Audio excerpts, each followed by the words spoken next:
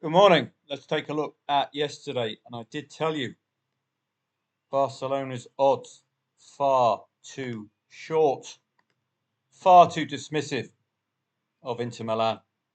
And we'll get to the scoreline soon. Bromby and Silkeborg, did that provide us any trading angle? Staying with the odds on home favourite, regardless? Well, let's have a look. Good opening goal. Paulson, Silkeborg could give you the opening gambit there. It is a This cup market is now in semi-final. play.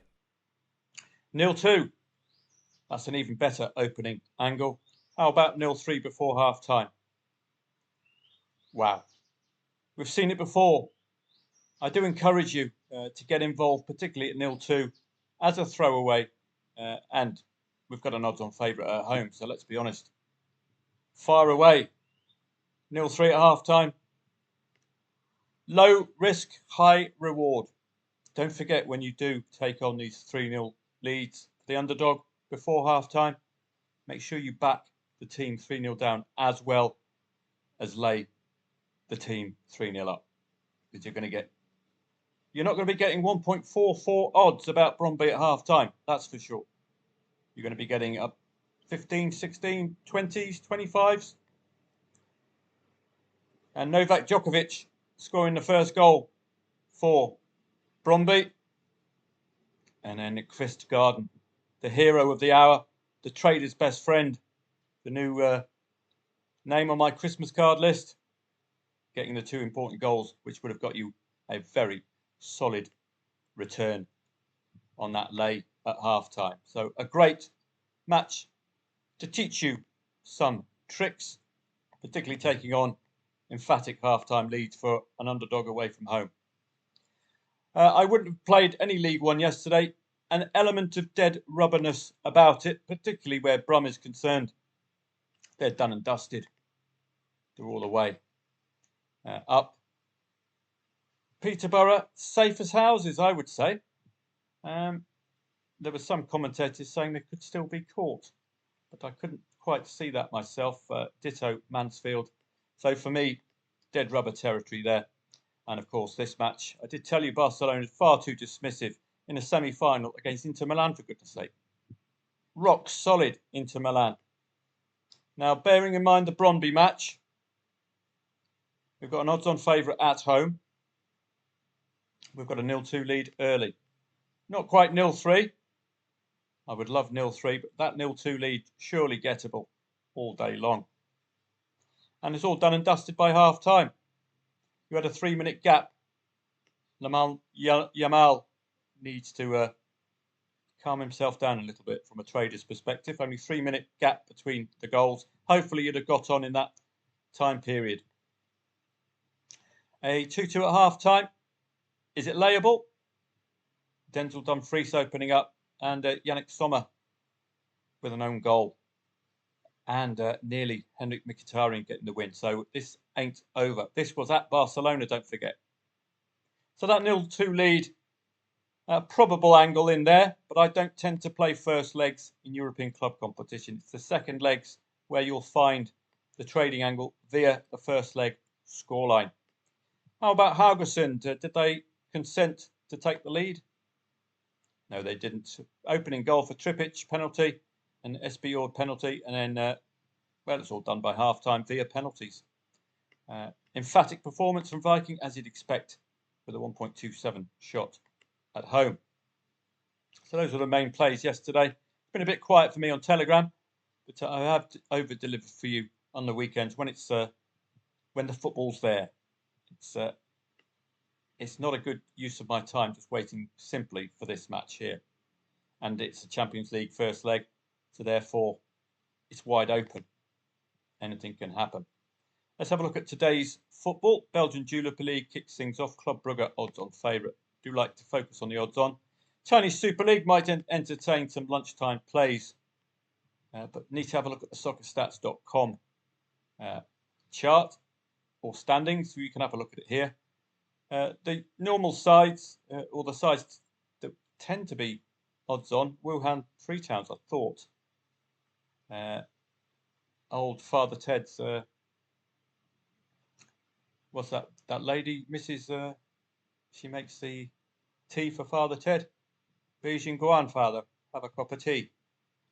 Away at Shanghai Port. Normally odds on favourite Shanghai Port. Shandong Taishan, odds on.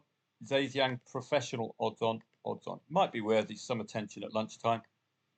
The Landspokkel, always keep an eye out for FC Copenhagen, particularly if they're playing a lower tier side. Are they playing a lower tier side? It's a semi-final, so you would expect them to be taking things seriously, FC Copenhagen, and they're playing a fellow Super League side in Viborg. Cup matches, as ever, can be absolutely wide open, so caution advised, but Brøndby are an excellent unit. Nottingham Forest and Brentford. First port of call here is to check out the amount of matches left this season for Nottingham Forest and Brentford. And then we do some Carol Vorderman maths and work out whether there's still something to play for both teams. 6th against 11th, if we just go and filter through there, we've got 1, 2, 3, 4, 5 matches, 15 possible points for both teams. 15 possible points. So I think this season is absolutely wide open for these two still.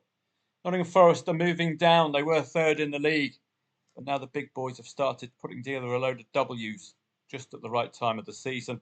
Nottingham Forest putting together a couple of L's recently, which is knocking them outside of the Champions League football. But a win makes it eminently possible. Top 3 place with a win today, game in hand over all of the top 5. Talk about the carrot and stick there for Nottingham Forest. Brentford, 46 to 57. That's 11 points with a possible 15 remaining. So while it's alive, European places are still alive, but this lot are not going to suddenly sit down and get their tummy tickled, are they?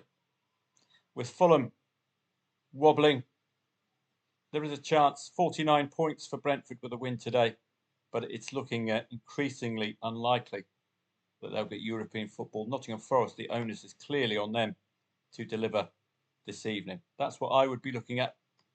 A chance to upgrade to Champions League football.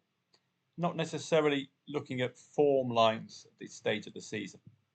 Atletico Bilbao dispatched Rangers very, very easily over 2 legs. Manchester United, as you know, the Arthur Daly of football teams. I haven't got a clue at all how Man United are going to set up here. They've had an element of luck with some late goals via Harry Maguire, Old Wurzel Gummidge. I don't know. First legs, haven't got a clue. Tottenham against Bodo Glimt. I wouldn't be as dismissive of Bodo Glimt as this. We know them very well from the Norwegian Elite Serie.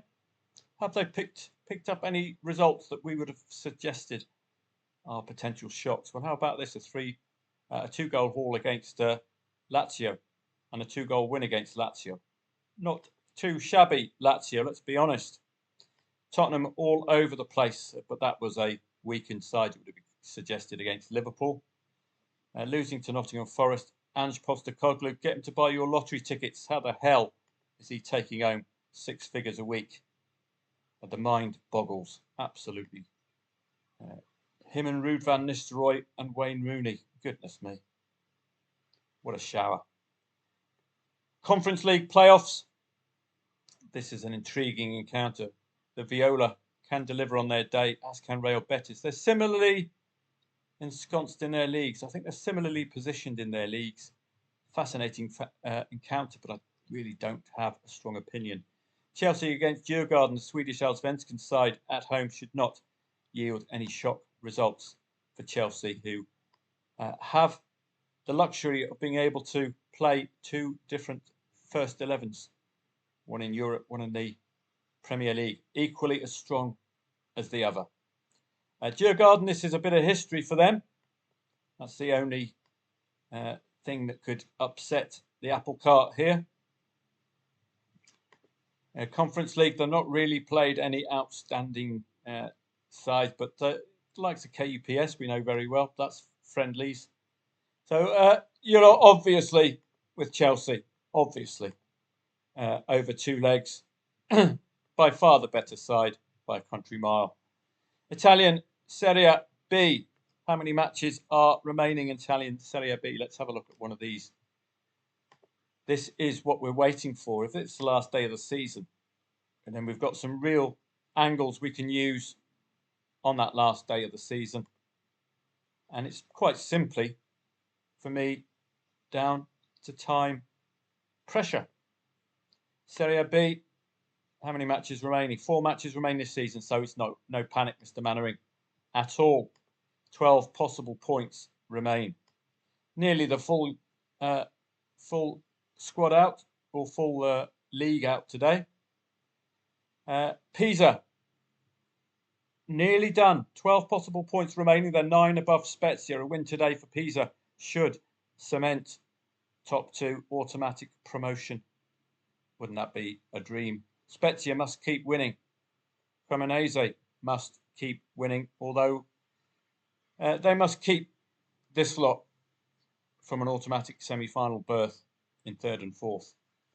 With 12 points remaining, 48 plus 12 is 60, so there is possibilities to break in, but there's only realistically that one place available in the semi-finals for Bari Catanzaro. Watch out for Modena, Cesena. They're bang in contention for a playoff place. Carrarese need the win today, take them to 44. Frosinone are on the cusp as well. A win today takes them to 43, and they're on the cusp. 42, and they'll be on the cusp of that top 8 place. So there's plenty of teams in with chances.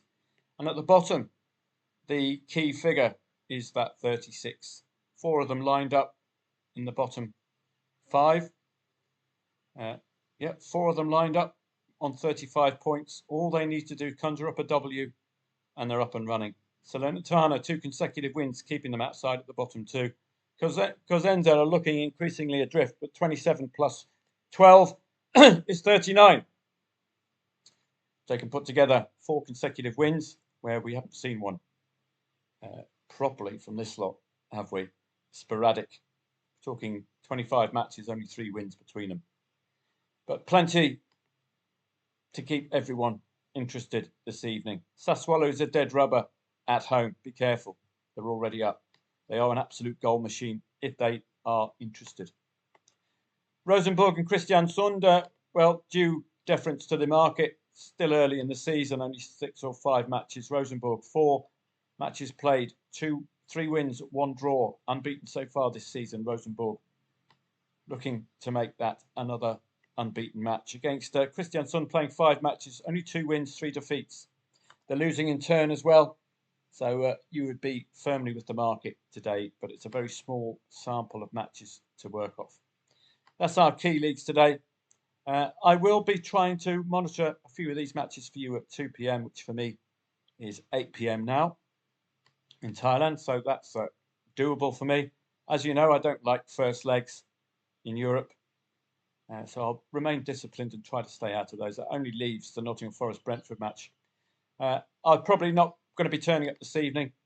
I will instead, I think, do a Telegram session for Friday. Look at this bumper Friday coupon. We've got the Finnish Viscountliga, French Ligue 2 coming to the end of the season, Irish Premier Division, Irish First Division, Dutch Eerste Division, nearly the full set. Must be coming to the end of the season. Do checks on that. So it's a busy day on Friday. I might be up and about for that. It's been a quiet week. We've just had sporadic matches this week. I like volume when I'm committing a live stream or a telegram to you. I like volume. Lots of kickoffs at the same time. We're not seeing that really. We've just got a smattering. This evening, Copenhagen of interest. Nottingham Forest, the team with the carrot, and the Europa League and Europa Conference Leagues are all first legs, which makes that a real blunt set of matches for me. Serie B could offer us something, but there's still 4 matches remaining. There's still plenty to be doing. Moving time, particularly with all those on 44, waiting for the playoffs. I hope to see you throughout the day. Certainly with the afternoon kickoffs. If you fancy a telegram, 2 o'clock, if there is anything to telegram. Highly unlikely to be turning up this evening for 4 sets of first legs and a Premier League match, which is eminently readable by you on your own, I would suspect. Friday, I'm probably not going to be taking a day off Friday. There's lots of leagues, lots of matches, all kicking off at the same time. That's what I like to see. Let's have a look at yesterday's tennis. Were there any trading angles? Any matches of interest that we could read? Well, it looked a comfortable day for the favourites. Dimitrov winning the first set, so I wouldn't necessarily have laid him second set. And I keep telling you, Musetti, he's one to stick in your notebook. I noted this years ago with Stefanos Tsitsipas before he became famous. He started racking up win after win after win, moving up the rankings. This Musetti is very reminiscent of him. Having an exceptional season, he's one to follow at the Grand Slams, I think. This de Minaur, old Hitler haircut, is a very solid player despite his haircut. Australians, tough nuts to crack. So Musetti today against Diallo. Diallo's shock result against Dimitrov, if he's anywhere near the form he's been in since the French Monte Carlo Masters, he's going to be a rock solid favourite. Jack Draper from England against Arnaldi. We need to just have a look at the rankings. Wow, I didn't know Jack Draper was 6th in the world. That's quite something. The new Ruby Murray, it seems. So watch out for Draper moving up the rankings like Musetti is. Two players in solid long-term form. Carandello on clay. Watch out for South Americans on clay. Could see him deliver. Casper Ruud and Medvedev. This looks very tightly ranked. 15th against 10th. I wouldn't be as dismissive with a 1.57 quote as the market. Casper Ruud beating Taylor Fritz is a hell of a scalp. That Fritz is rock solid form-wise. So Casper Ruud, fair dues to that. Nakashima took the first set, I believe, against Medvedev. Came back and won. And he's beaten Carandello, South American, on clay. So he's putting together a good run. But watch out for Casper Ruud. If he wins the first set, he's had a run of 4 2-0 wins in 5 matches. So he could run away with it if he wins the first set. But the rankings are very tight. I would be looking at a possible 3-setter here, particularly as it's the quarters for 2 players so tightly ranked. Now, there's enough readability there.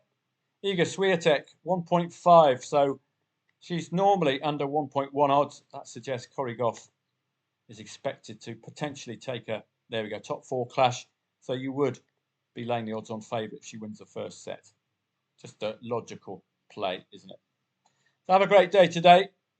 I'm going to be looking at the early kickoffs for you at footballtradingprofits.com. But I do not like first legs. I do not like Manchester United either. Totally and utterly unreadable. Bolo Glimt have surprised Lazio. They might surprise Tottenham Hotspur, who are just awful at the moment. Very unreadable. But this is a huge drop in opponent for Tottenham. Have a great day. I'll look forward to seeing members of footballtradingprofits.com sporadically on Telegram throughout the day.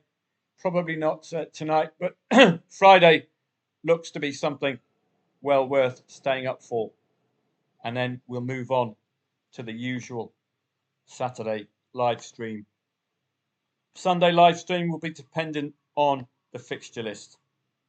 It's been a quiet set of Sunday fixtures. We normally do the live stream at 2 o'clock. You've only got 5 or 6 matches of interest there. Not enough. But look at this on Saturday. It's going to be a bumper harvest throughout. Bundesliga coming to the end of its season. Bundesliga 2 as well. Serie A, Serie B, La Liga 2. And we've got all the peripherals underneath here as well. It's kind of busy day I like. Sundays have been very poor, really, from a live stream perspective, but they have been excellent from my calls last Sunday. Were just quite simply superb, nailing everything. Don't think it left anything on the table last Sunday, so you are getting compensated for no live stream. Looking at the times on a Sunday, you can see 2 o'clocks, 3 of them in the Premier League. One of them in French League 1, 2:30 in the Bundesliga, 12:30s for the Bundesliga 2. We've got a 2 o'clock there, Monza, but this could bring the live stream out. A load of 2 o'clocks in the Serie B. That's what we've been missing on Sundays. Busy coupons. So could be seeing a live stream at 2 o'clock, if only just to cover Serie B. Do note some of these 1 o'clocks as well. 3:15s be able to capture. So I'm hoping to do a live stream on Sunday, particularly with Italian Serie B, showing a near full coupon. Have a great day. I hope to see members of footballtradingprofits.com a little bit later.